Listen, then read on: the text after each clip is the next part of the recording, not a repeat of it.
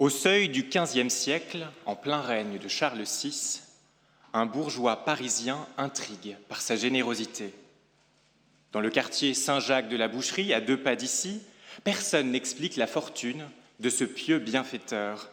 Telle arcade, c'est lui qui l'a fait construire, tel portail d'église, tel tombeau, c'est lui aussi, telle maison pour accueillir les pauvres, c'est encore lui.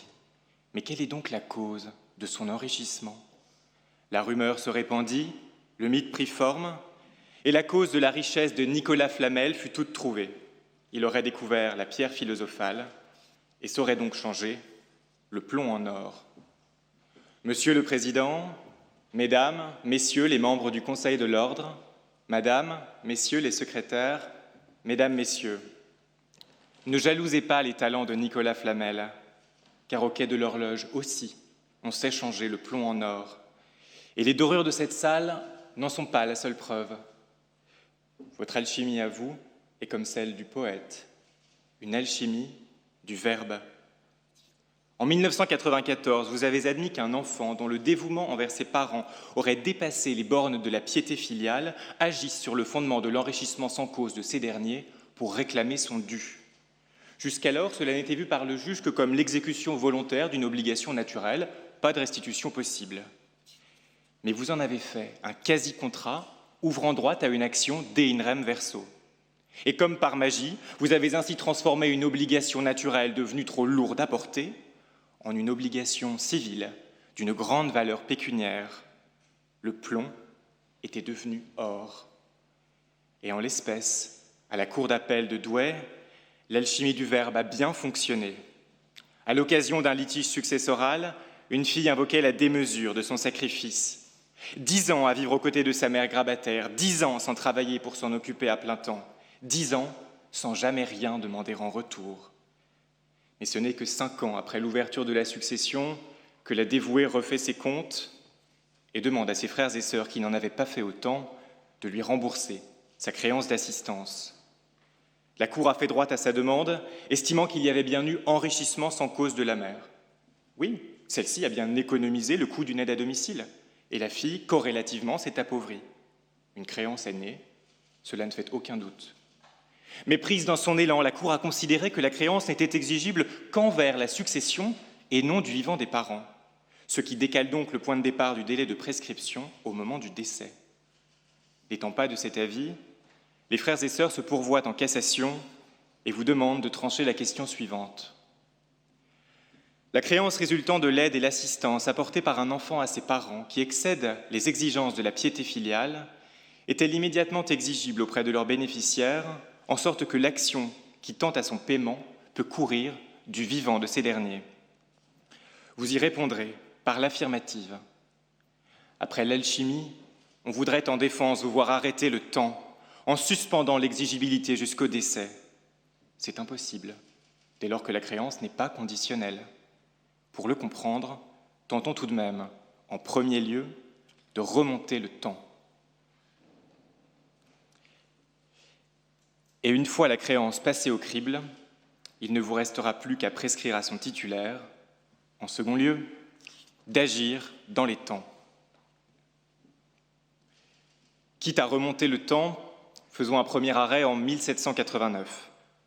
Cette année-là arrive entre les mains des naturalistes du British Museum la peau d'un animal bien étrange. De la fourrure, 4 pieds palmés, une queue de castor, mais surtout un imposant bec de canard. Alors, mammifère ou oiseau? Il fallut trancher. Pour les savants, l'ornithorynque est bel et bien un mammifère. Au risque de faire naître une chimère, il vous faudra vous aussi choisir. Comme le naturaliste, il vous revient de qualifier cette curieuse créance.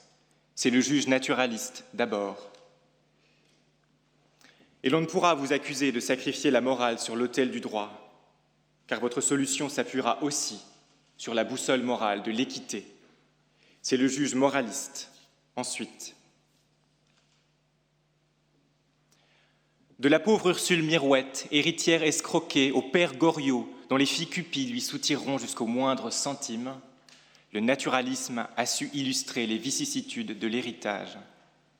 Heureusement que le droit est là, forçant les enfants à prendre en charge les frais d'obsèques des parents au nom de la piété filiale, rendant les héritiers tenus de toutes les dettes et charges de la succession. Mais parmi ces éléments du passif successoral, où ranger la créance d'assistance? Est-ce une dette du défunt dont il était tenu de son vivant, ou est-ce une charge de la succession qui naît à son décès? En s'obstinant à nager entre deux eaux, la Cour d'appel a fait naître une obligation contre nature. Elle estime d'abord que la créance représente l'indemnisation de l'appauvrissement ayant procuré un profit aux parents qui en a bénéficié. Jusque-là, nous la suivons sans peine. Il y a un appauvri, l'enfant, un enrichi, le parent, entre les deux, un quasi-contrat. En toute logique, c'est donc le parent qui est obligé, immédiatement. La créance est exigible car elle n'est soumise à aucune condition suspensive. Vous n'auriez aucune raison d'en faire une obligation à cause de mort. Et pour cause, l'enrichissement date de bien avant le décès, et il a été successif. L'obligation qui en résulte l'est également. Pourtant, la Cour s'emballe et estime sans s'en expliquer que cette créance serait née à l'encontre de la succession. Défaut de motivation, contradiction dans les motifs, vous voilà servi. Car de deux choses l'une. Soit c'est le parent qui est enrichi, et dans ce cas la créance est directement exigible auprès de lui, soit ce sont les autres héritiers, auquel cas naît une créance contre la succession. Alors une créance née contre le parent, mais seulement exigible contre sa succession, c'est un monstre, une chimère, une abomination. Et il est très clair qu'elle ne naît pas contre les autres membres de la fratrie.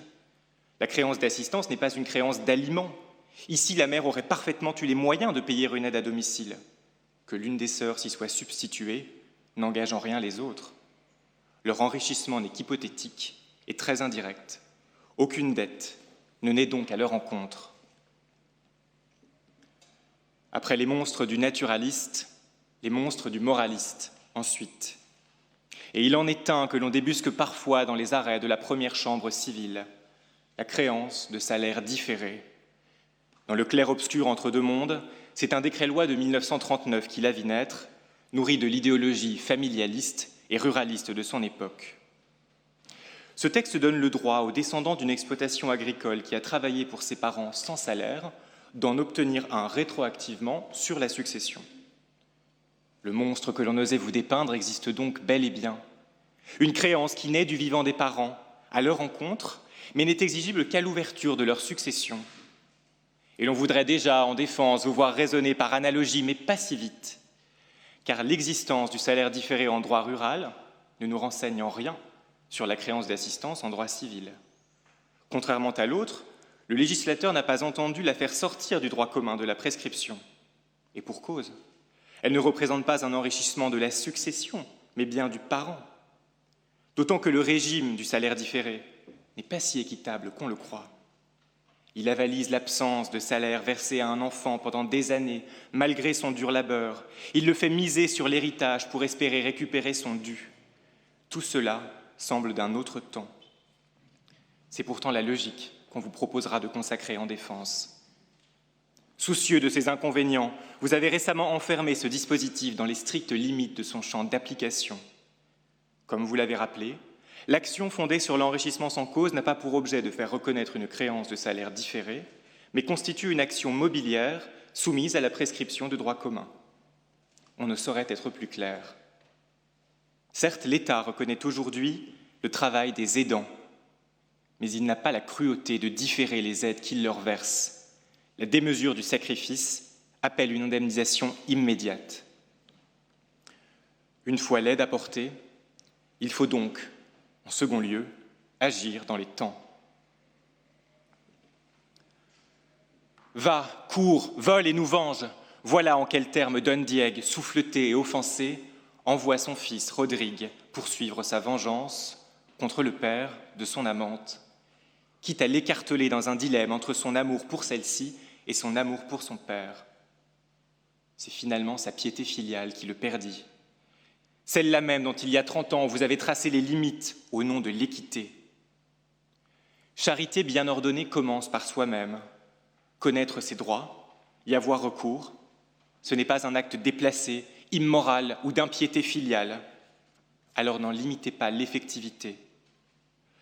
Cela reviendrait à faire de l'enfant dévoué un bourreau de travail placide, un martyr se sacrifiant en silence. Or, il n'est pas un saint placide, d'abord. L'exigibilité ne saurait non plus être décalée du fait de l'impossibilité morale d'agir, au risque de faire de la fille aimante quelqu'un d'incapable de s'élever contre son calvaire avant la disparition de ses parents. Or, elle n'est pas non plus une fille du calvaire, ensuite. Premier arrêt, Saint Placide. On vous dira que décaler le point de départ du délai de prescription rendrait la situation de l'enfant plus favorable. Or, c'est loin d'être le cas, car la durée de la prescription serait la même, 5 ans dans les 2 cas. Mais dans l'un, l'enfant se verrait contraint d'attendre le décès de ses parents pour pouvoir agir, alors même que sa créance d'assistance compense son appauvrissement à un moment donné. On le laisserait donc s'appauvrir, parfois plusieurs années durant, avant d'un coup de lui verser son brevet de charité. Et encore, si le montant de l'actif successoral le permet. Ouvrir l'action du vivant des parents, c'est donc sécuriser le recouvrement de cette créance qui, rappelons-le, ne vise que l'équité. N'exigez pas de la patience d'un enfant dont la vertu est déjà bien éprouvée. Rappelez-leur seulement qu'il faut partir à point, égaliser la partie du vivant des parents, chercher des solutions, car ensuite, il ne sera plus l'heure de négocier. Sans volonté expresse du défunt, les enfants seront traités sur un pied d'égalité. Comme dans la parabole du fils prodigue. Aucune différence entre celui qui se sacrifie auprès de son père et celui qui parcourt le monde, oubliant sa famille. Pour le juge aussi, cette prescription importe. Il faut qu'elle débute au moment où l'aide est apportée, pour pouvoir correctement chiffrer la créance en cas de contestation. Ce n'est pas parce que l'enrichi est âgé qu'il faut automatiquement faire de ses dettes civiles des charges exigibles contre sa seule succession.